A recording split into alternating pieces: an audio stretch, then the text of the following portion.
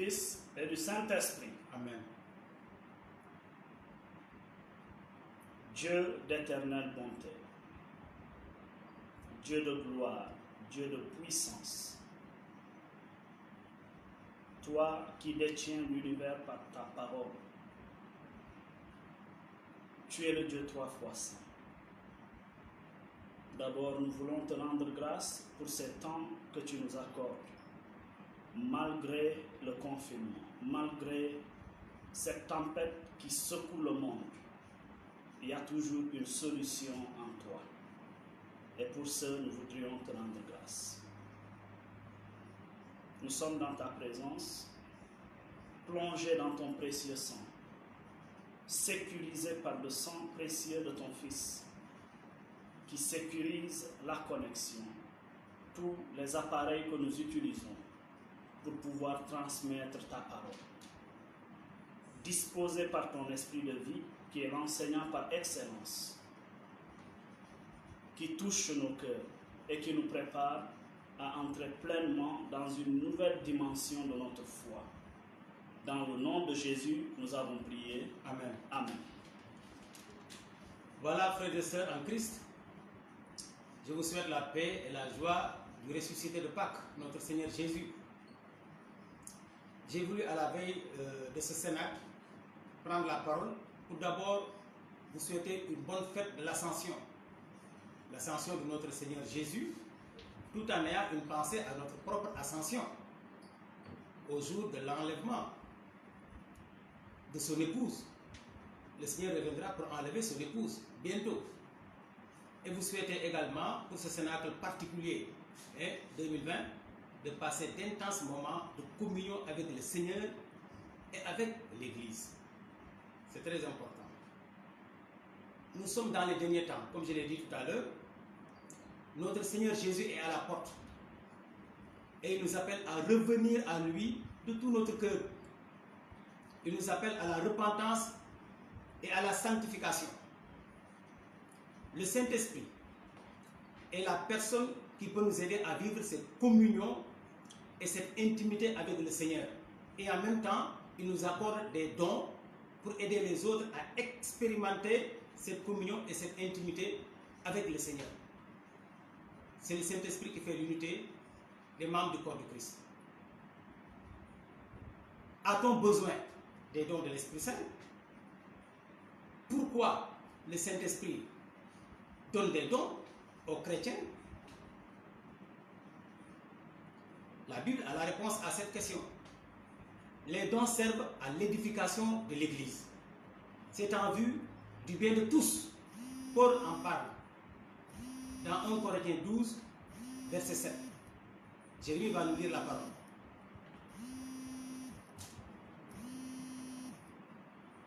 En chacun, l'Esprit se manifeste d'une façon particulière en vue du bien commun.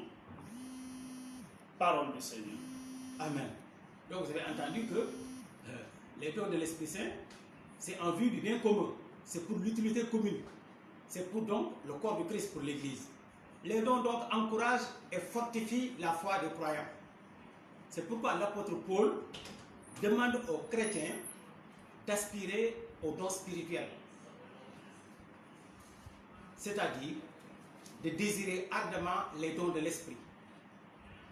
L'apôtre Paul demande aux chrétiens d'aspirer aux dons spirituels, c'est-à-dire de désirer ardemment les dons de l'Esprit. Frère, nous pourrons lire ça dans 1 Corinthiens 12, verset 31. Arrivez chez vous, vous allez lire ça. Il dit aspirer aux dons spirituels. Tout chrétien a reçu au moins un don qu'il doit exercer. Et c'est important. Nous allons lire ça dans 1 Pierre, chapitre 4, verset 10 à 11. Chaque chrétien a reçu au moins un don.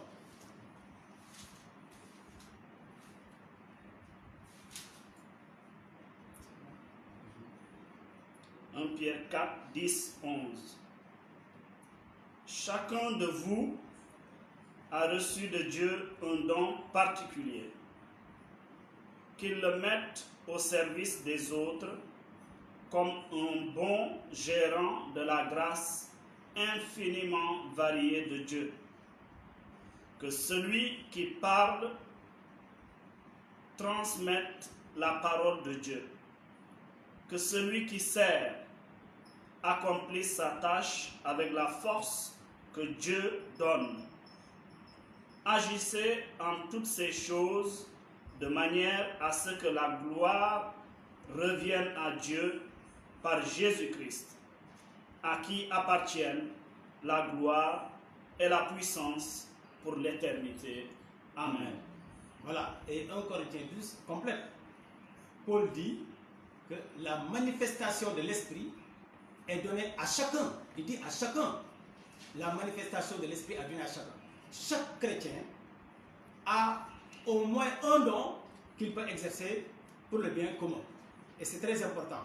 Celui qui méprise un don du Saint-Esprit méprise en réalité le Saint-Esprit lui-même qui est le donateur. Pourquoi mépriser un don du Saint-Esprit? Aucun don n'est négligeable. Tous les dons sont importants. Il dit aspirer aux dons spirituels. Ce n'est pas demander, il n'a pas dit demander les dons. Les dons sont déjà à toi, mais tu dois tout faire pour les posséder. Dieu te dit, prends mon fils. Mais c'est toi. Donc il dit que ça t'appartient, prends. C'est toi qui dois maintenant faire le geste pour prendre et posséder. Les dons sont en nous parce que le Saint-Esprit est en nous. Mais comment faire maintenant pour posséder ces dons? C'est là où se trouve la difficulté souvent pour nous. Posséder, c'est manifester. Dans la Bible, l'apôtre Paul va montrer à Timothée comment posséder les dons, comment manifester les dons ou bien comment demeurer dans les dons. On va lire 1 Timothée chapitre 4, versets 13 à 16. En attendant ma venue, consacre-toi à la lecture publique des Écritures, à la prédication et à l'enseignement.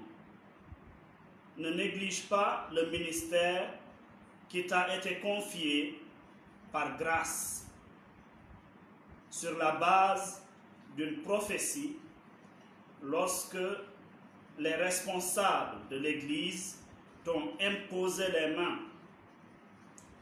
Prends ces choses à cœur, consacre-toi à elles, afin que tout le monde soit frappé de tes progrès. Veille sur toi-même et sur ton enseignement. Sois persévérant en cela. En agissant ainsi, tu assureras ton salut et celui des auditeurs. Amen. Ici, Paul dit à son fils Timothée, si tu veux voir la manifestation des dons, si tu veux continuer encore à exercer les dons, il faut t'appliquer à l'enseignement des Écritures, à la méditation quotidienne de la parole de Dieu. Paul lui parle donc de cette consécration aux choses de Dieu. Travailler pour l'intérêt de Dieu. Dieu nous donne, mais c'est en le servant que ce qu'il nous donne se manifeste. Il faut servir Dieu. Voilà ce qu'il veut dire. Servir Dieu dans la fidélité. Voyons maintenant les dons de l'Esprit. C'est le thème qui nous est proposé aujourd'hui, avant d'entrer dans ce séminaire. Les dons du Saint-Esprit. Paul cite 9 dons qu'on peut classer en 3 catégories, dans 1 Corinthiens 12 à partir du verset 7 jusqu'au verset 11. Paul cite 9 dons qu'on appelle des dons charismatiques. La première catégorie, c'est celle des dons de puissance. On y reviendra. La deuxième catégorie est celle des dons de révélation. Et la troisième catégorie, les dons d'inspiration. Ce sont des dons qu'on appelle aussi charisme. Un charisme, c'est un don spirituel qui se manifeste. Ce sont donc des manifestations de l'esprit. Voilà pourquoi on les appelle des dons charismatiques. Alors nous allons voir la première catégorie des dons spirituels. notamment les dons de puissance. Les dons de puissance.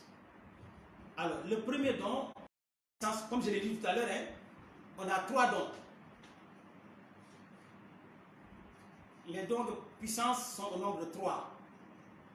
Nous avons d'abord celui qu'on appelle le don de foi.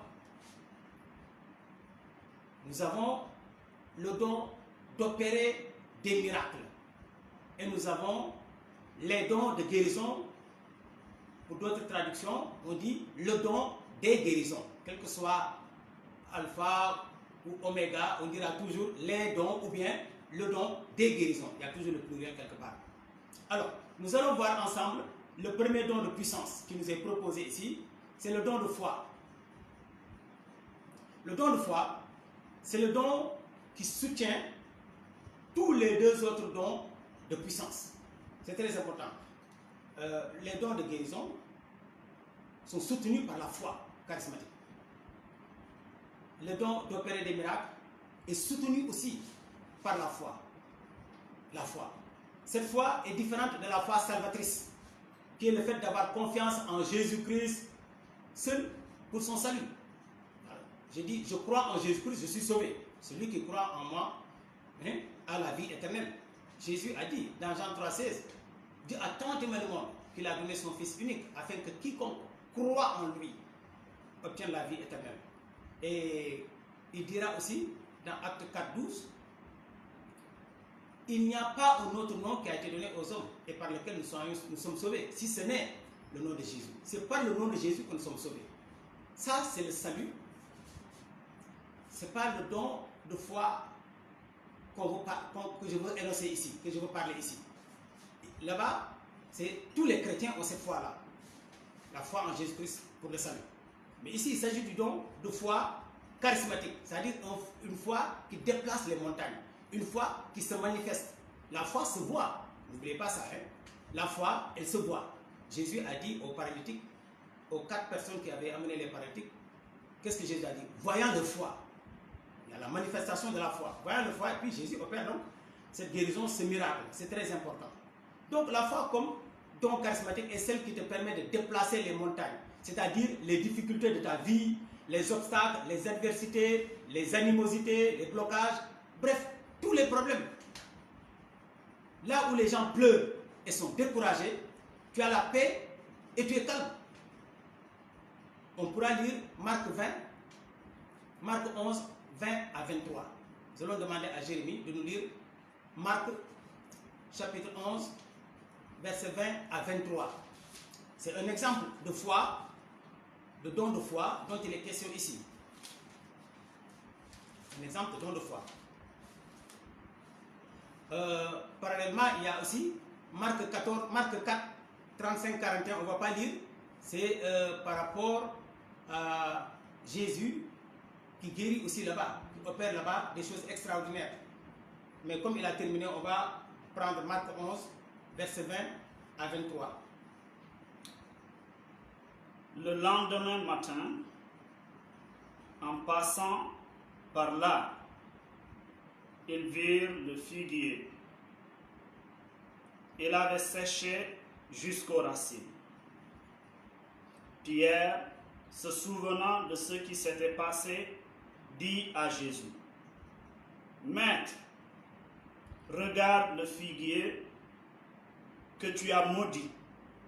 Il est devenu tout sec. » Jésus répondit, « Ayez foi en Dieu.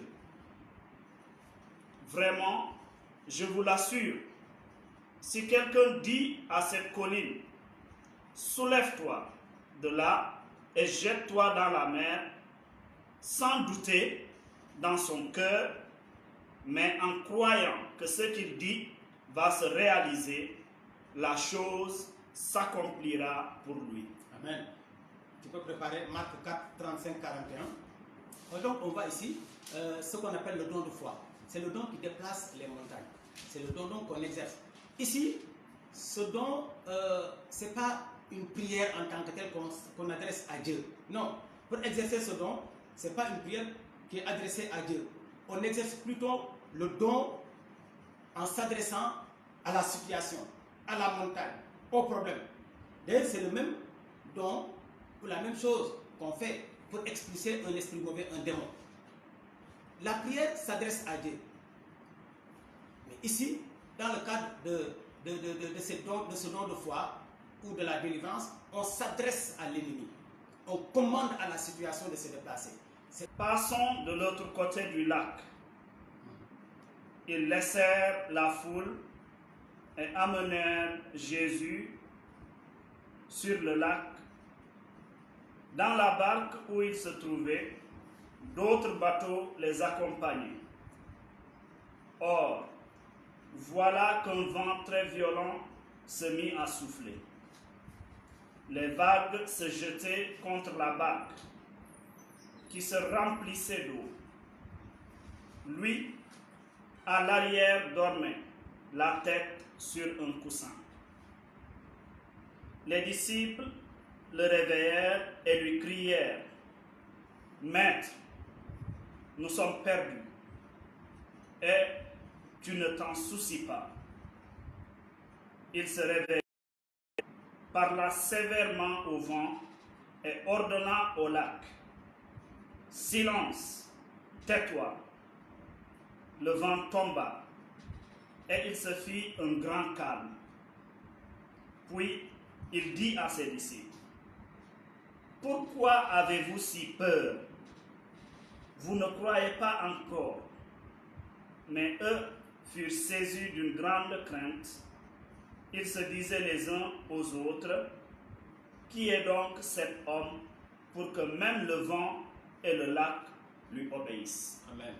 Donc ici, il ne s'agit pas de dire « Ô Seigneur Jésus, viens, viens, ô Père ». Jésus n'a pas dit « Ô Père, viens », il n'a pas fait une prière. Tu as déjà le don. Si tu as le don de foi, qu'est-ce que tu dois faire? Tu dois maintenant parler à la situation. Jésus a parlé au vent. Il a parlé à la mer. Jésus a parlé au figuier. C'est ça, frère. Devant telle situation de blocage, situation de difficulté, tout ça, tu dois t'adresser à cette situation pour commander à la situation de se déplacer. C'est ça la foi. Donc, le premier don de puissance, c'est le don de foi. Nous allons attaquer le deuxième don.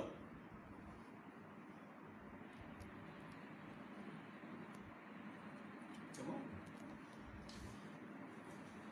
Alors, c'est le don des guérisons ou bien les dons de guérison, selon les Bibles, les traductions.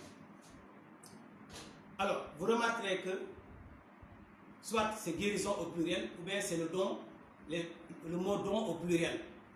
Ça veut dire quoi? Il y a plusieurs types de guérisons. Parmi les 9, c'est à partir des guérisons qu'on parle des guérisons. Ça veut dire qu'il y a plusieurs guérisons. Alors, on a 3 types de guérisons. Nous avons la guérison physique. Un exemple, c'est dans Marc 8, versets 22 à 26, on ne va pas lire. Hein? Jésus a fait tellement de guérisons physiques, hein? Des aveugles qui voient, des sourds qui entendent et tout ça. Nous avons la guérison intérieure. N'oubliez pas, Jésus a guéri par exemple la femme adultère. Hein? Dans Jean 8, verset 11, il a guéri son âme, son cœur. Il lui a donné la paix intérieure. Jésus lui a pardonné. Et nous avons la délivrance qui est le 3e type de guérison. La délivrance, c'est une guérison. Dans Acte 10, 38, il est dit que Jésus allait de lieu en lieu et guérissant tout ce qui était sous l'empire du diable. On n'a pas dit délivrant, mais guérissant. Donc, parce que la délivrance est aussi une sorte de guérison. Donc les 3 types de guérison sont la guérison physique, la guérison intérieure et la délivrance. Pour ce qui concerne la guérison physique, comme donc, à chaque fois que tu pries pour quelqu'un qui est malade, le malade guérit. Cela veut dire que tu as le don. La guérison peut être immédiate ou progressive. Cela veut dire que tu as le don. Si tu regardes bien tes rêves, comment savoir que tu as le don? Dans tes rêves, souvent, tu te vois en train de prier pour les malades et les malades guérissent. Comme aussi dans le rêve, on peut te montrer même la maladie qui frappe une personne et te localiser même la maladie dans le corps de la personne. Ça veut dire qu'ici, tu as le don. Quand tu vas prier pour la personne sera guérie. Parce que le Saint-Esprit il ne donne jamais une chose, il ne te révèle jamais une chose sans te donner en même temps la solution. Voilà pourquoi le don de guérison physique est important aujourd'hui dans cette génération-là. On a beaucoup de malades. Alors qu'au premier siècle, dans le corps de Christ, celui qui était malade, c'était un accident. Jacques disait, est-ce que parmi vous, il y a des malades? Y a-t-il des malades parmi vous? Parce qu'on se demandait, y a-t-il des malades parmi vous?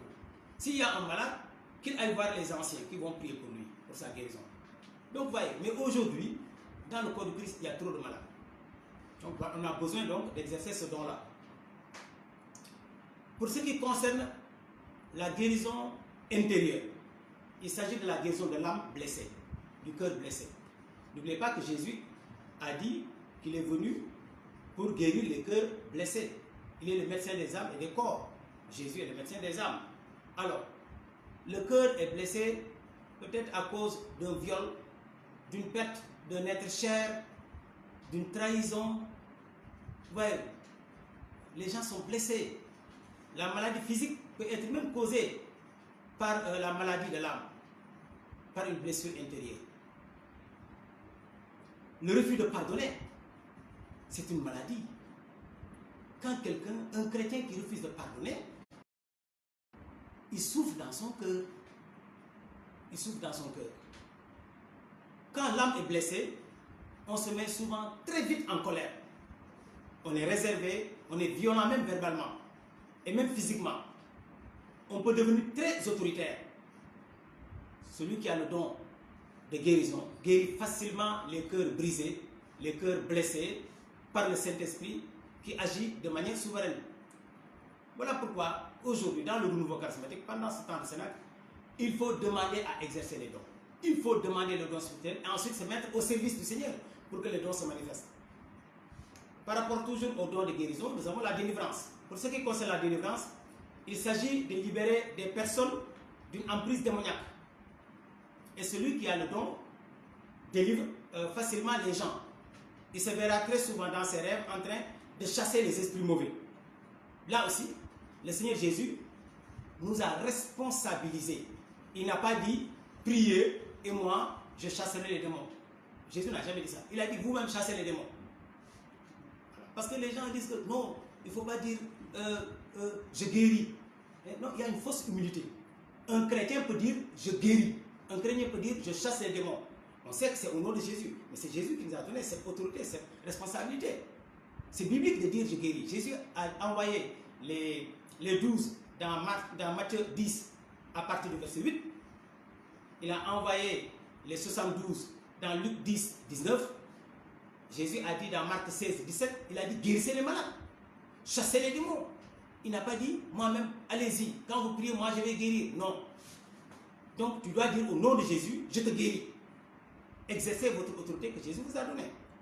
Dans le cadre de la délivrance, comme je l'ai dit tout à l'heure, il s'agit de s'adresser à l'ennemi. Beaucoup de gens sont oppressés aujourd'hui. Beaucoup de gens souffrent de possession démoniaque, d'oppression démoniaque, d'obsession, d'infestation. Beaucoup de gens souffrent. Ils attendent des frères et des sœurs pour les amener au Seigneur, pour leur manifester l'amour de Dieu. L'amour de Dieu. Parce que quand vous délivrez quelqu'un, vous lui manifestez l'amour du Saint-Esprit, l'amour de Dieu. Et beaucoup de gens attendent. Qu'est-ce que nous membres de l'Église, qu'est-ce que nous attendons pour faire ce travail? Mais tu entends des gens dire, Seigneur Jésus, je t'en supplie, chasse cet esprit mauvais, libère cette personne. Ça, c'est ce qu'on appelle la prière d'intercession. Tu n'as exercé aucune autorité. Si tu crois en la parole de Dieu, quand Jésus te dit, voici les signes qui accompagneront ceux qui auront cru, en mon nom, ils chasseront les esprits mauvais, vas-y. Si tu crois en Jésus-Christ, si tu fais partie de cette nouvelle espèce de chrétiens, de race, de croyants en Christ, exerce ton autorité. Quand quelqu'un est oppressé, commande à l'esprit, parle à l'esprit. On ne parle pas à Dieu, on s'adresse à la montagne. La montagne ici, c'est l'esprit mauvais qui oppresse nos familles, qui fatigue nos familles. On doit les chasser au nom de Jésus-Christ. C'est bon? Voilà donc pour ce qui concerne le deuxième don de puissance, le don de guérison. Nous allons attaquer maintenant le don d'opérer des miracles. Un miracle est un phénomène dont aucune explication naturelle ne peut rendre compte. Ni la médecine, ni rien. C'est ça un miracle. Un miracle, c'est pour susciter la foi. Jésus a dit, si vous ne me croyez pas, selon mes paroles, croyez à cause de ses œuvres, les œuvres de puissance qu'il a manifestées. Les miracles, c'est pour manifester la puissance. Donc l'Église a besoin de miracles aujourd'hui. Le miracle manifeste l'omnipotence de notre Seigneur Jésus, sa puissance, sa grande puissance. Et nous avons plusieurs exemples dans la Bible. La multiplication des pains, la résurrection de Lazare, la guérison du paralytique de la belle porte. Avec le don des miracles, d'opérer des miracles, tu peux faire des choses extraordinaires par la puissance du Saint-Esprit. Le corps du Christ a besoin de ça pour l'édification des frères et sœurs. Le don d'opérer des miracles. Pendant ce cénacle, je vous prie, je vous exhorte d'aspirer ardemment à ce don-là. Le renouveau charismatique du Sénégal a besoin de ces dons. Voilà donc les trois dons de puissance. Je rappelle, le don de foi, il s'agit donc de la foi qui déplace les montagnes, de la foi où il faut exercer l'autorité que Christ a donnée par rapport à une situation. Tu parles à la situation pour que la situation dégage. Et vous avez les dons de guérison. Nous en avons trois. La guérison physique, la guérison intérieure et la délivrance. Et nous avons le don d'opérer des miracles. Et les miracles, nous savons ce que c'est. Maintenant, deuxième catégorie de dons, les dons de révélation. Les dons de révélation. Ils sont aussi au nombre de trois. Nous avons la parole de sagesse. Nous avons la parole de connaissance, qu'on appelle aussi parole de science, le don de science. Et nous avons le discernement des esprits. Le discernement des esprits. Voilà les trois dons de révélation. Alors nous allons voir le premier don de révélation qui est la parole de sagesse, qui est le don qui soutient les deux autres dons de révélation. Parce que les deux autres dons de révélation, si vous ne voulez pas les exercer, c'est-à-dire le don du discernement des esprits et le don de la parole de connaissance, si vous ne voulez pas les exercer en méprisant les gens, il faut la sagesse. Il faut la sagesse. Donc, c'est le don qui soutient, j'ai dit, les deux autres dons. Dans la Bible, on a Luc 20, verset 25. On a voulu piéger Jésus. Et Jésus dit, montrez-moi une pièce de monnaie. Et Jésus dit, rendez à César, rendez à Dieu ce qui est à Dieu, rendez à César ce qui est à César et à Dieu ce qui est à Dieu. Voilà une parole de sagesse. Voilà une parole de sagesse. Dans Jean 8 ou bien Jean 14, Jésus va manifester encore une parole de sagesse dans Jean 8, verset 7. Il dit que celui d'entre vous qui n'a jamais péché jette à cette femme la première pierre. Ça, c'est une parole de sagesse. Elle apporte toujours une solution de sortie de crise. Dans Matthieu 21, verset 25, on a voulu encore piéger Jésus. Par quelle autorité toi tu fais ces miracles-là? Tu parles de cette manière. Et Jésus dit aux autorités juives, mais pour répondre à votre question, je vais vous poser une question. Vous-même, dites-moi, le baptême de Jean, d'où venait-il? Du ciel ou des hommes? Voilà une parole de sagesse. Pour confondre les autres, mais surtout pour apporter une solution, la paix. Quand la parole de sagesse est donnée, les gens ont la paix. Les gens trouvent la solution. Dans le renouveau charismatique, ou bien dans un groupe de prière, ou bien dans une famille. Les gens ne sont pas d'accord par rapport à une décision. Les gens se réunissent. On essaie de trouver la solution, mais ça bloque. Les gens peuvent se mettre en prière pour demander l'assistance de l'esprit. Et hop, voilà une parole qui sort de la bouche de quelqu'un et qui met tout le monde d'accord. Ça, c'est une parole de sagesse. Elle apporte la solution, elle apporte la paix, elle règle les problèmes. Alors, nous avons aussi la parole de connaissance, qui est beaucoup utilisée dans le renouveau charismatique, dans nos assemblées de prière. Elle est aussi appelée, comme je vous l'ai dit, la parole de science. C'est un don qui se manifeste par des visions ou des images. Par des visions ou des images pendant que tu pries ou bien pendant que tu dors. Pendant que tu pries, tu peux recevoir des images, des visions. Ou bien le Seigneur peut attendre, comme tu es trop troublé, tu entends trop de voix là dans ton esprit, il attend que tu dors calmement. Et la nuit, à travers des rêves, il te montre des choses. Le Seigneur te parle comme ça. C'est ce qu'on appelle les paroles de connaissance. N'oubliez pas, Dieu l'a dit à Job, chapitre 33, à partir du verset 14-15. Dieu parle tantôt d'une manière, tantôt d'une autre. Et les gens n'en prennent pas garde. Il attend que les gens dorment. Et dans les visions nocturnes, il leur parle. Il donne même des avertissements. Dieu parle.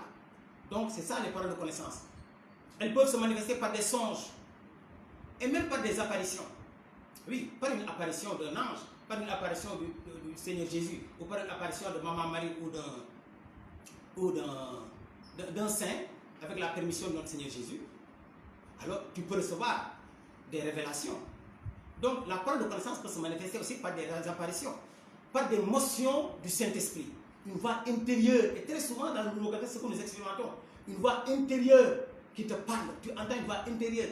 Ce n'est pas audible, mais tu sens ça. Tu sens, tu entends la voix intérieure du Saint-Esprit qui te parle. Par aussi des sensations, la parole de connaissance.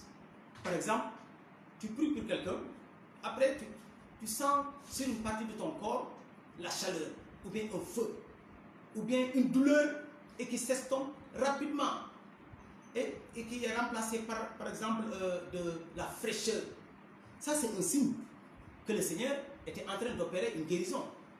Et tu peux déclarer cette parole de connaissance et tu auras un témoignage. Ah oui, une parole de connaissance peut se manifester aussi de cette manière-là.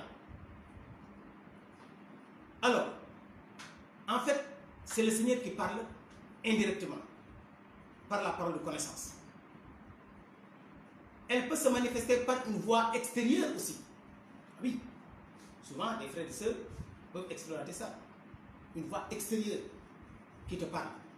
Et tu déclares ce que tu as entendu.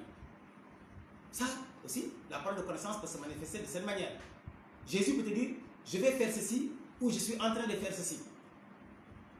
Donc c'est le Seigneur qui te parle. Il nous dit ou il nous montre ce qu'il est en train de faire ou de réaliser dans l'assemblée de prière. C'est à toi maintenant de proclamer cela. La parole de connaissance révèle le passé et le présent d'une situation donnée. Voilà, il révèle le passé et le présent, ou les deux à la fois. Elle dévoile. Voilà, c'est ça. Elle met à nu. C'est ça la parole de connaissance. Voilà. Mais attention, si la prophétie traite le futur, la parole de connaissance se limite au présent, passé et présent. Dans Jean 4, verset 8, une belle parole de connaissance, Jésus avec la Samaritaine. Jésus a dit à la Samaritaine, c'est vrai ce que tu as dit. Celui, s'il n'est pas ton mari, il dit que tu as eu à avoir 5 maris. Donc Jésus lui a révélé son passé. Il dit, mais l'homme avec qui tu vis présentement n'est pas ton mari. Ça c'est le présent. Et Jésus s'est arrêté là. Jésus ne lui a pas dit maintenant, mais je vois que demain, tu auras... Si Jésus avait parlé de ça, il serait en train de prophétiser. Donc c'est ça la parole de connaissance, le passé et le présent. Et c'est important. Donc ce que Jésus a dit, mais regardez, Jésus, qu'est-ce qu'il voulait dire exactement? Si c'était moi, ou si c'était nous, sans sagesse, qu'est-ce qu'on allait dire? Aux femmes, je vois que tu avais 5 maris. Aujourd'hui, tu es en train de vivre dans l'impudicité. Parce que celui avec qui tu vis n'est pas ton mari. Tu meurs, tu vas en enfer. Ah, non. C'est pas comme ça qu'on va racheter les âmes. C'est pas comme ça qu'on va sauver les âmes. Jésus a utilisé la sagesse. Jésus lui a dit la vérité sans heurter la femme, sans blesser la femme. Il a touché la conscience de la femme pour que la femme se convertisse. Et vous avez vu, c'est cette femme-là qui a apporté le premier réveil en Samarie. Avant que Philippe ne retourne en Samarie pour le second réveil. Alors, le troisième don de révélation, je suis au deuxième don, à la parole de connaissance. Je crois que vous avez assez bien compris la parole de connaissance. Elle est souvent utilisée à la troisième personne du singulier. J'ai vu ceci, le Seigneur m'a montré ceci, le Seigneur est en train de faire ceci, tout cela. D'accord. Alors, le troisième don de révélation, c'est ce qu'on appelle le discernement des esprits.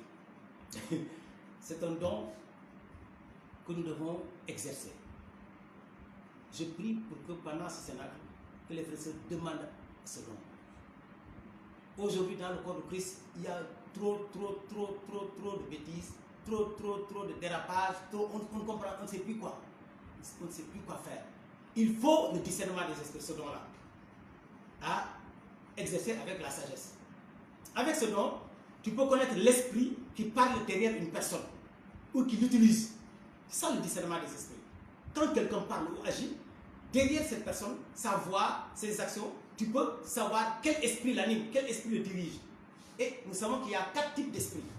Nous avons Dieu lui-même qui est esprit, le Père, le Fils et le Saint-Esprit. Dieu est esprit. Jésus a dit ça à la Samaritaine, Dieu est esprit. Voilà pourquoi ceux qui l'adorent en esprit et en vérité. Donc le premier esprit, c'est Dieu. Les anges sont des esprits.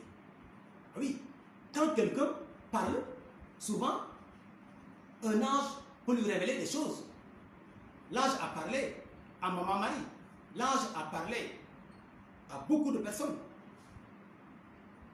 L'ange a parlé au berger. Les anges ont parlé au berger, ainsi de suite. Donc, derrière une personne, il faut voir quel esprit l'anime, quel esprit le conduit. Si c'est un ange, ça veut dire que l'ange parle de la part de Dieu. Alors, il y a aussi les esprits mauvais. Ah oui. Un esprit mauvais peut être derrière une personne qui parle, qui pose des actions. Et enfin, il y a l'esprit de l'homme. L'esprit de l'homme. Ah oui, la Bible dit, c'est pour l'apôtre Paul qui dit dans 1 Corinthiens 2, je crois que c'est à partir du verset 12 jusqu'en bas. Tu peux nous lire ça, 1 Corinthiens chapitre 2. Il dit, qui connaît l'homme si ce n'est l'esprit de l'homme qui est en lui? De même, Dieu, personne ne le connaît si ce n'est l'esprit de Dieu qui est en lui. Or, nous avons l'esprit qui vient de Dieu. Donc, l'esprit de l'homme connaît l'homme. Oui, c'est bon? Tu l'as? Oui. Vas-y. Or, Dieu nous l'a révélé par son esprit. À partir du verset 11. À partir du verset 10. À partir du verset 10, c'est bon. 1 Corinthiens chapitre 2, à partir du verset 10. Vas-y. Or, Dieu nous l'a révélé par son esprit. L'esprit, en effet, scrute tout, même les pensées les plus intimes de Dieu. Quel être humain peut savoir ce qui se passe dans un autre homme? Seul l'esprit de cet homme en lui le sait. De même, nul ne peut connaître ce qui est en Dieu si ce n'est l'esprit de Dieu. Amen. Donc vous voyez, voilà les 4 types d'esprits. Dieu, les anges, les esprits mauvais, Satan et tous les démons, tous les esprits mauvais, ça, et puis l'esprit de l'homme, c'est-à-dire que nous-mêmes, en tant qu'esprit. Voilà les 4 types d'esprits. Donc quelqu'un peut parler, et ce qu'il dit ne vient pas du tout de Dieu. Mais il ne faut pas dire que ça vient du diable, ça peut venir de lui-même. C'est ce qu'on appelle la chair. C'est bon? Alors dans une assemblée, maintenant, une personne peut déclarer des choses qui sont en accord avec la parole de Dieu, mais qui ne viennent pas de Dieu. Attention. Voilà pourquoi le discernement des esprits, c'est un don très important. C'est vrai, même si ce n'est pas le don, celui qui n'a pas le don et qui connaît très bien la parole de Dieu, par la parole, tu peux exercer le discernement des esprits, mais ça va rester. Tu peux commettre des erreurs. Pourquoi? Parce que le diable peut utiliser la parole de Dieu. Il l'a fait avec Jésus, hein, le diable. Donc, quelqu'un peut utiliser la parole de Dieu, ce qu'il dit est en accord avec la parole de Dieu, alors que ça vient du diable. Le diable l'a dit dans Matthieu 4, verset 6, il a dit à Jésus, il est écrit que si tu te jettes en bas, Dieu va envoyer ses anges. Et ces anges vont te garder pour que ton pied ne heurte pas contre une pierre. Hein? Nous savons que dans le psaume 91, c'est cela qui est dit. Alors, Jésus lui dit, éloigne-toi de moi. Il est dit aussi, Jésus lui dit, il ne faut pas mettre Dieu à l'épreuve. Donc voilà une parole qui est citée, qui vient de la parole de Dieu, mais qui est de la parole de Dieu, mais qui ne vient pas de Dieu. Voilà la source. La source. Le don du discernement des esprits, le Saint-Esprit te le donne pour connaître la source. Même si la personne parle Jésus, Jésus, Saint-Esprit, Saint-Esprit, avec ce don, tu peux savoir qui est derrière. Qui est derrière. Il y a le faux Christ. Hein? Il y a le faux Jésus. Il faut faire attention. Le Saint-Esprit est souverain. Il peut se manifester comme il veut. Et si tu ne sais pas, alors il vaut mieux se taire. Quand je dis ça, c'est par rapport à beaucoup de gens qui se mettent à insulter, à critiquer les gens qui exercent ces dons-là. Oh, c'est Satan. Toi, tu n'as aucune révélation, tu dis que c'est Satan. Quand un homme de Dieu prêche ou bien manifeste les dons de Dieu, si toi, tu n'as pas la révélation, tais-toi. Si tu doutes, tais-toi. Tu n'as aucune révélation, parce que sinon tu risques de pécher contre le Saint-Esprit. Et ce n'est pas bon. Hein? Quand vous lirez chez vous, Jean chapitre 9, verset 6, Jésus a guéri un aveugle de naissance. Qu'est-ce que Jésus a fait?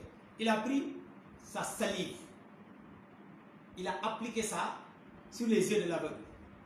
Si ce n'était pas écrit, Jésus ne l'avait pas fait. Et le Saint-Esprit inspire quelqu'un à le faire aujourd'hui, dans cette génération. On va dire quoi? C'est un magicien? C'est Satan? C'est un sorcier?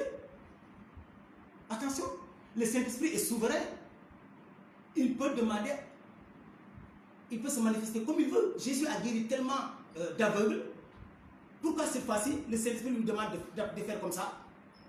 Dans Acte 19, versets 11 à 12, nous avons vu des gens qui ont pris le mouchoir, appliqué sur le corps de Paul, le vêtement de Paul, et qui sont partis appliquer ces mouchoirs-là sur des malades, et ces malades étaient guéris, les esprits mauvais sortaient des corps. Mais si ce n'était pas écrit aujourd'hui, qu'est-ce qui allait se passer? Sans le don du discernement, tu allais dire quoi? C'est satanique, c'est de la magie. Ça, on n'a jamais vu ça. Voilà pourquoi, quand vous voyez une guérison, ou bien un homme de Dieu opérer une guérison, un miracle que vous n'avez jamais vu auparavant, ne condamnez pas. Le Saint-Esprit, les œuvres du Saint-Esprit ne sont pas figées, cadrées. Les actes des apôtres, ça continue jusqu'à présent. Le Saint-Esprit peut se manifester comme il veut. Arrêtez de blasphémer. Attention. Si tu n'as pas la connaissance, vous mieux te taire. Donc, dans une assemblée, le Saint-Esprit peut te montrer des choses, quelque chose de vrai. Mais il ne te demande pas d'humilier les gens. Là aussi, par rapport au discernement des esprits. C'est très important. Tu vas dans l'assemblée, tu exerces, tu dis, toi ma soeur, je vois, tu as un esprit qui te pousse à coucher avec tous les hommes du quartier. Là, tu humilies la soeur dans l'assemblée. Ce que tu as dit est vrai. Mais tu n'as pas la sagesse. Tu n'as pas utilisé le don de la parole de sagesse. Comme Jésus l'a fait avec la Samaritaine. Le Saint-Esprit ne nous demande pas d'humilier les gens. Il te révèle une chose, tu peux attendre la fin de l'assemblée pour interpeller la personne, ou bien tu peux parler à l'impersonnel. Tu peux dire, il y a une personne dans cette assemblée qui vit cette situation sans indexer la personne, sans identifier la personne. Et à la fin, la personne viendra. C'est important. Donc, dans nos assemblées, qu'on soit un peu sage, qu'on manifeste un peu la sagesse. Je tiens à préciser que le don de la parole de sagesse dont il est ici question est différent du don de sagesse. Dans les 7 dons de l'esprit, on parle de l'esprit de sagesse et d'intelligence, de conseil et de force, de connaissance et d'affection filiale et l'esprit d'adoration. Ici, il s'agit de la parole de sagesse. Elle se manifeste de temps en temps quand on en a besoin. On en a besoin. Voilà donc les 3 dons de révélation. Je crois que j'ai parlé des 3 dons de révélation, Jérémie. Alors maintenant, nous attaquons les dons d'inspiration. Les dons d'inspiration. Nous en avons 3 aussi. La prophétie, le parler en langue et l'interprétation des langues. Ces 3 dons sont aussi, je peux dire, avec la parole de connaissance, les dons les plus utilisés dans le nouveau charismatique. Nous allons voir un peu la prophétie. Là aussi, c'est le don qui soutient les 2 autres dons d'inspiration. C'est la prophétie qui soutient la parole de connaissance et l'interprétation, la parole des langues, la langue et l'interprétation des langues. La prophétie peut se manifester sous forme de message en langue. Ah oui, en langue parlée ou chantée. D'où il faut une interprétation. Quand Paul parle d'interprétation, c'est dans ce sens-là. Parce que le parler en langue, quand c'est sous forme de message, nécessite une interprétation. On y reviendra dans le parler en langue. Donc, le plus souvent, la prophétie quand même se manifeste sous forme de langage clair, c'est-à-dire intelligible, pas sous forme de parler en langue, mais sous forme de langage clair, intelligible dans nos assemblées, sous forme aussi de vision. Et alors, la personne qui en bénéficie l'explique simplement, oralement. Voilà ce que j'ai vu. C'est Dieu qui parle directement en utilisant la voix de la personne. Par exemple, on entendra la personne dire: moi, le Seigneur Jésus, mes petits-enfants, oh, toi, mon fils, alors que je ne suis pas son père. Oh, vous avez vu, le Seigneur peut utiliser la personne. C'est ça qu'on appelle, voyez, la prophétie. C'est la première personne du singulier. Le Seigneur, Dieu utilise la voix de la personne. La personne parle directement. Et ceux qui ne sont pas initiés dans ces choses-là, ceux qui ne connaissent pas, ils vont dire: ah, ces charismatiques-là, maintenant ils prennent la place de Dieu. Hein. Les bergers du renouveau charismatique, mais ils disent, ils font n'importe quoi maintenant. Et ils prennent maintenant la place de Dieu, la place du Saint-Esprit, la place de Jésus-Christ de Nazareth, du Seigneur Jésus. Ouais. C'est Dieu qui parle à travers la personne. Si c'est authentique, bien entendu. Aujourd'hui, dans nos groupes de prière, il suffit qu'une personne se mette à donner des paroles de prophétie pour qu'on la prenne pour un prophète. Dans le nouveau charismatique, aujourd'hui, on a beaucoup de prophètes. Je n'ose pas dire de faux prophètes. Mais on a beaucoup de prophètes. La prophétie est un don. Et le prophète est un ministère. Ce que je peux dire, ici au Sénégal, je ne connais pas un prophète.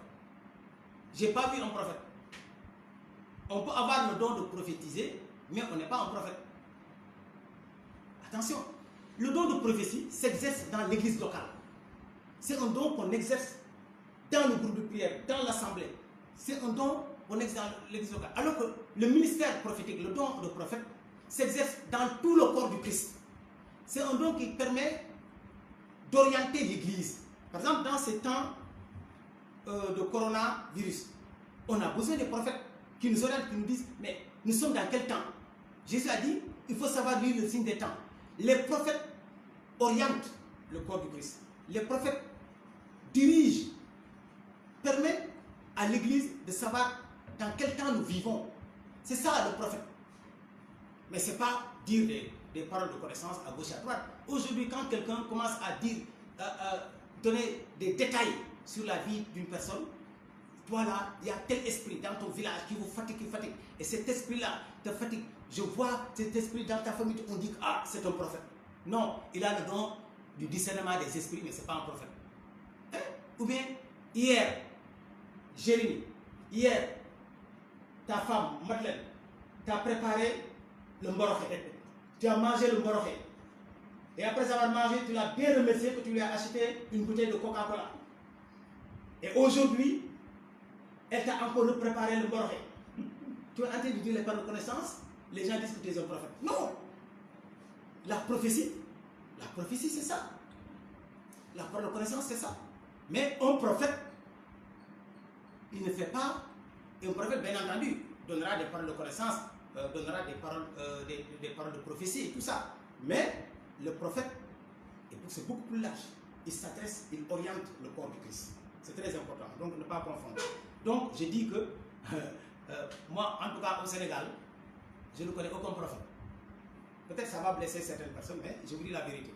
Voilà, mais tu peux avoir le don de prophétie ou le don du discernement des esprits et tout ça. Le prophète, c'est autre chose. C'est un manteau, c'est autre chose. Et attention, voilà pourquoi d'ailleurs, beaucoup de gens, ils meurent avant l'heure. Beaucoup de gens, ils vivent des situations de blocage terribles. Pourquoi? Parce qu'ils ont pris un manteau alors qu'ils n'ont pas encore atteint ce niveau. Non, tu n'es pas prophète. Et toi, tu veux exercer dans le ministère prophétique. Mais tu te crées des problèmes. Tu te crées des problèmes. Les combats que mène quelqu'un qui est prophète sont différents des combats que mène quelqu'un qui a seulement le don de prophétie. Voilà. Ça, c'est ce que je voulais préciser. Alors, dans nos assemblées, on peut distinguer maintenant 3 types de prophéties. Nous avons ce qu'on appelle la prophétie qui vient de Dieu, la prophétie divine. La prophétie divine. Où Dieu donne toujours la solution à ses enfants. Quand la prophétie vient de Dieu, Dieu parle et donne en même temps la solution.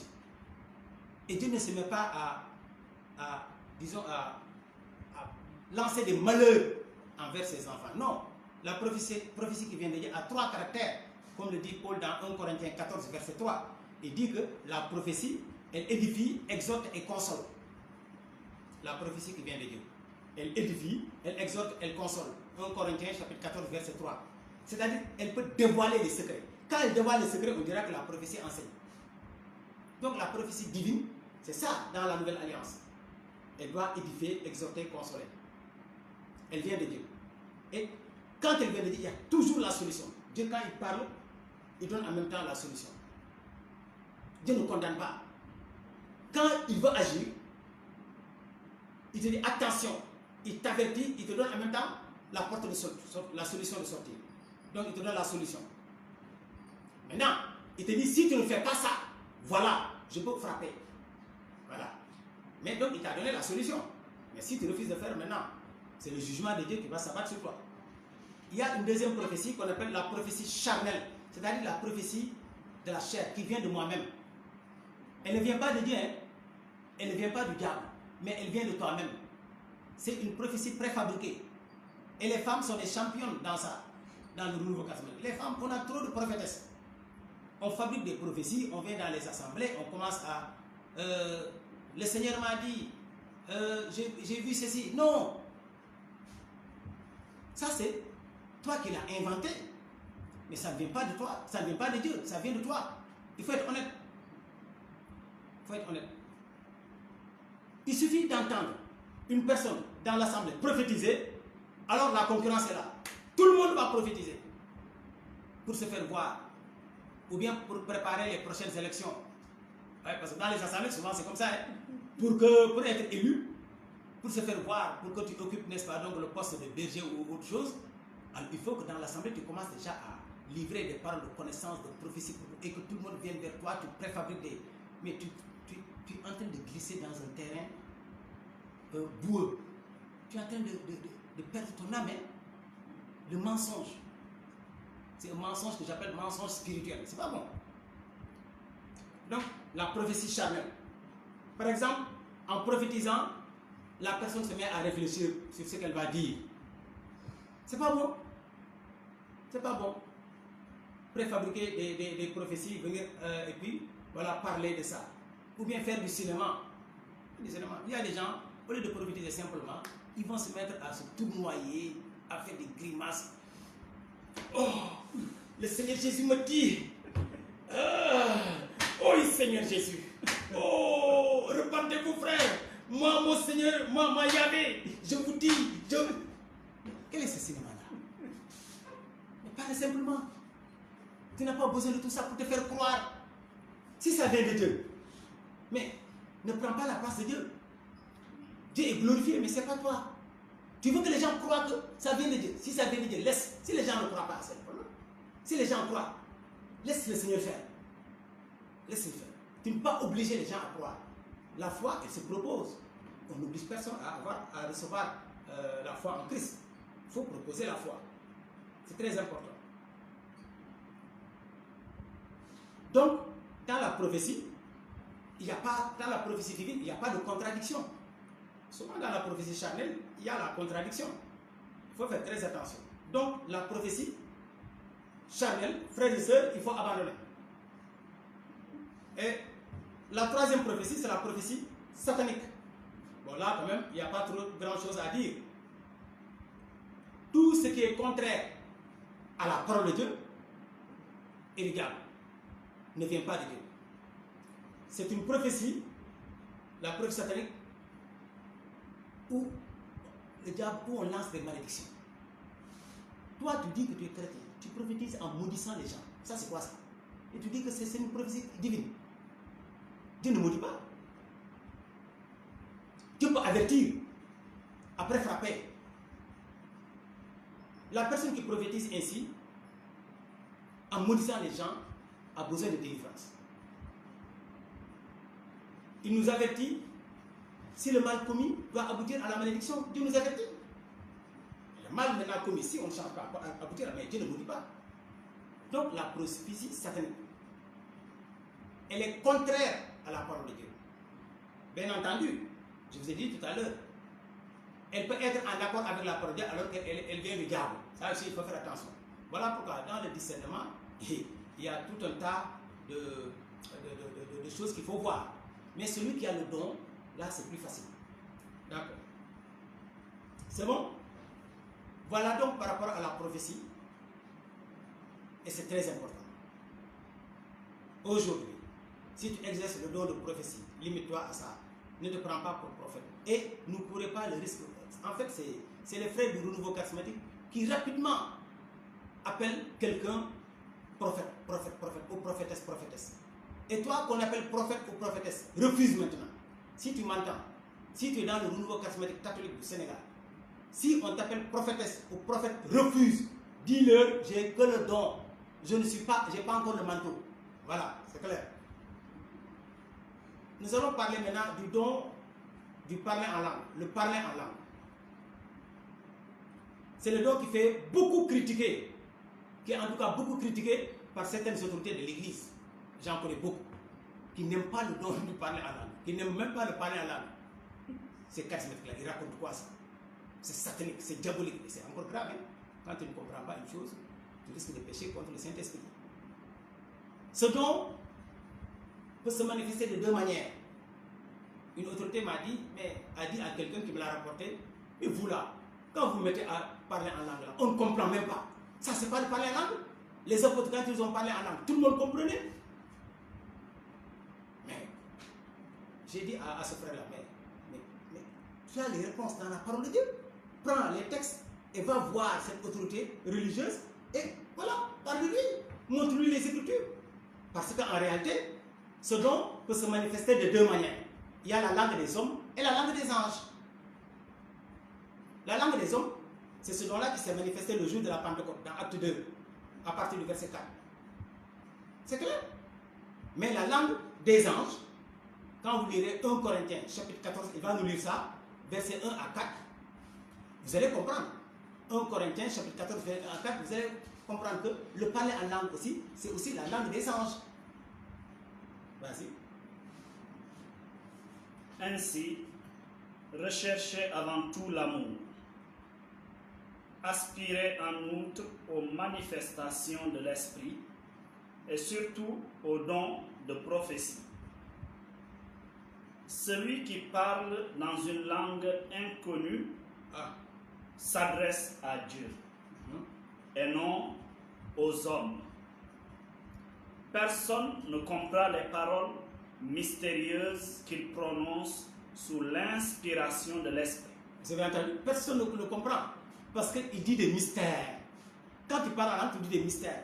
Ici, on ne te comprend pas, alors que dans Acte 2, on comprenait. Voilà, donc ici, c'est ce qu'on appelle la langue céleste, avec laquelle tu peux communiquer avec Dieu, avec les anges. Jésus même en a parlé. Jésus dit, voici la nouvelle race de croyants. Il dit, voici les signes qui accompagnent ceux qui ont couru. En mon nom, ils parleront de nouvelles langues. S'il dit nouvelles, ça veut dire que c'est des langues qui ne sont pas parlées ici sur terre. Là, ce n'est pas la langue des hommes, c'est une nouvelle langue. C'est une nouvelle langue. C'est très important. 1 Corinthiens, chapitre 3, verset 1. Lis-nous ça. 1 Corinthiens, chapitre 3, verset 1. Vous allez voir.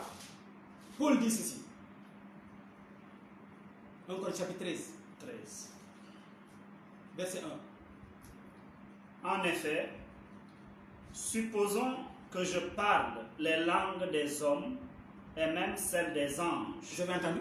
Paul dit, même si je parle, à supposer même que je parle la langue des hommes et la langue des anges, après il dira si je n'ai pas l'amour, tout ça. Ça veut dire quoi? Le chrétien peut être inspiré par le Saint-Esprit, sous l'inspiration, peut parler la langue des hommes. J'en ai parlé. Et aussi peut parler la langue des anges. On en parle tout le temps. Dans le nouveau charismatique, c'est ce qui est le plus utilisé, se parler en langue là. Et c'est très important. Donc c'est que le Seigneur Jésus appelle les nouvelles langues, donc, hein, dans Marc 16, verset 17. Donc par le parler en langue, on peut louer le Seigneur, on peut faire des actions de grâce au Seigneur. Et quand le parler en langue est sous forme de louange, d'action de grâce et tout ça, cela ne nécessite pas une interprétation. C'est comme par exemple, vous allez à la messe on prend un chant en sérère, un chant en langue en sérère. Mais l'Indiago qui vient de la Guinée-Bissau, il n'y comprend rien. Et pourtant, c'est le chant qui dit Dieu nous te louons, nous te bénissons. Si on prend un chant en créole, souvent, les Sénégalais ne comprennent rien aussi. Si on prend un chant en latin, ceux qui ne sont pas initiés, ils ne comprennent rien du tout. C'est ça. Mais on n'a pas besoin d'interpréter. Pourquoi? Parce que c'est une louange, c'est une action de grâce. Voilà. Donc chacun peut louer, rendre grâce à Dieu dans sa langue donc maternelle déjà. Donc ici, quand le parler en langue est sous forme d'action de grâce, sous forme de louange, sous forme de dire merci à Dieu, de dire les merveilles de Dieu, et c'est ce parler en langue-là qui est souvent exercé dans nos assemblées, on n'a pas besoin d'interprétation. Maintenant, quand le parler en langue est sous forme de message prophétique, sous forme de message, et quand quelqu'un parle, si c'est un message, automatiquement on sait que c'est un message. Il ne parle pas comme les autres. Il y a une connotation. Là, tout le monde s'arrête. On laisse le frère terminer et après on demande l'interprétation. Et souvent même, quand le frère termine, avant qu'on demande, le Seigneur donne l'interprétation à quelqu'un, soit au frère, soit à quelqu'un. Et l'interprétation du parler en langue, souvent, c'est ce qu'on appelle les mystères. Quand on dit que celui qui parle en langue dit des mystères, c'est quand le Saint te révèle ces mystères-là, la révélation de ces mystères-là, c'est ce qu'on appelle l'interprétation des langues. L'interprétation des langues. Donc le parler en langue est important. Pourquoi maintenant le Seigneur nous a donné le parler en langue? Parce que souvent, il dit, nous ne savons pas ce qu'il convient de demander dans nos prières, dans Romains 8, verset 26-27. Et l'Esprit Saint intercède pour nous en gémissement ineffable. Par le parler en langue, c'est le Saint-Esprit qui intercède pour nous. Le diable n'y comprend rien. Daniel a prié. Et l'ennemi l'a bloqué au deuxième ciel. Parce qu'il a compris son langage. Par le parler en langue, ton ennemi n'y voit rien, ne comprend rien. Quand tu parles en langue, c'est Dieu seul qui connaît. Toi-même qui parles, tu ne comprends pas ce que tu dis. Et autour de toi, personne ne comprend. Mais tu parles à Dieu et non aux hommes. Tu es en train de dire des mystères et le Saint-Esprit est en train d'intercéder en ta faveur. Voilà pourquoi le parler en langue est très puissant dans l'intercession. Surtout dans l'intercession prophétique. Voilà pourquoi on invite les frères et sœurs à aspirer ce don du parler en langue. Priez beaucoup en langue. Prenez du temps dans la prière personnelle de prier beaucoup en langue. Par le prière en langue, les mystères de Dieu vous sont révélés. C'est là que vous développez la parole de connaissance, les paroles de prophétie et les autres dons. C'est par le parler en langue. C'est bon? Alors nous allons terminer par l'interprétation des langues. Là, je dis 2 mots seulement. J'ai dit donc, si le message du parler en langue est un message prophétique, Dieu veut nous parler à travers le parler en langue, là, ça nécessite une interprétation. Et quand le message en langue est interprété, on dit qu'on a prophétisé, c'est la prophétie. Parler en langue plus interprétation égale prophétie. C'est une prophétie. Donc nous avons besoin de tous ces dons spirituels pour édifier le corps du Christ, pour le témoignage de Jésus-Christ de Nazareth, pour la conversion de nos frères et sœurs, et pour pouvoir aussi tenir dans les mauvais jours. Attention, nous sommes pratiquement, je dirais, dans les mauvais jours. Avec cette situation de pandémie, le Seigneur nous parle. Le Seigneur est en train de juger les nations, mais le Seigneur est en train d'avertir son Église. Le Seigneur est en train de nous avertir, nous, son Église. Le Seigneur veut tisser une relation personnelle avec chacun de nous. Voilà. Dans ce confinement-là, ce que le Seigneur cherche, c'est d'avoir une communion personnelle avec toi. Il veut que tu te prépares à son retour. Il veut que tu te prépares dans la sanctification, dans la crainte de Dieu, je l'ai dit, dans mon introduction, dans la justice de Dieu, dans la repentance. Soyons vrais et avançons avec le Seigneur. Que Dieu vous bénisse et que le Seigneur vous garde. Et vraiment que ce cénacle soit un cénacle fructueux et que le Saint-Esprit abonde ses dons, ses charismes en vous et que notre Seigneur Jésus que nous attendons nous aide par le Saint-Esprit à préparer nos vêtements blancs, propres, pour l'accueillir en tant qu'épouse. Que le Seigneur vous bénisse. Nous avons prié Au nom du Père et du Fils et du Saint-Esprit.